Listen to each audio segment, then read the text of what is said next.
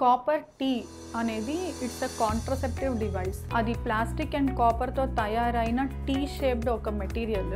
Pregnancy వద్దు అని కోరుకునే వాళ్ళలో ఈ కాపర్ టీ అనేది మనం గర్భసంచి లోపల ఇన్సర్ట్ చేస్తాము.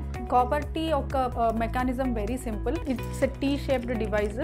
కింద థ్రెడ్స్ ఉంటాయి. మనం ఆ టీ షేప్ డివైస్ని తీసుకొని వెళ్ళి డైరెక్ట్గా గర్భసంచిలో పెట్టేస్తాము. పెట్టేసినప్పుడు ఈ కాపర్ టీ ఏం చేస్తుంది అంటే, ఆ పేరు సజెస్ట్ చేసినట్టే కాపర్ టీ నుంచి కాపర్ అనే పదార్థము గర్భసంచి లోపలికి విడుదల అవుతూ ఉంటుంది. రెగ్యులర్గా కలిసినప్పుడు సెమెన్ అనేది వెజనాలో డిపాజిట్ అయ్యి ఆ సెమెన్ పైన గర్భసంచిలోకి పాస్ అయినప్పుడు ఈ కాపర్ అనే అయన్ ఆ స్పర్మ్ ని కిల్ చేసేస్తుంది. సో ప్రెగ్నెన్సీని అవాయిడ్ చేస్తుంది. ఈ కాపర్ టీ అనేది ఇట్స్ అ సింపుల్ డివైస్.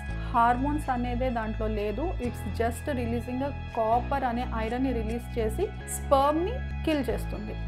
అలా ప్రెగ్నెన్సీని అవాయిడ్ చేస్తుంది. సో క్వాలిటీని బట్టి కాపర్ టీ మన బాడీలో ఎన్ని ఇయర్స్ అయినా ఉంటుంది. లైక్ ఫ్రమ్ 5, 3, 10 ఇయర్స్ వరకు ఉంటుంది లోపల.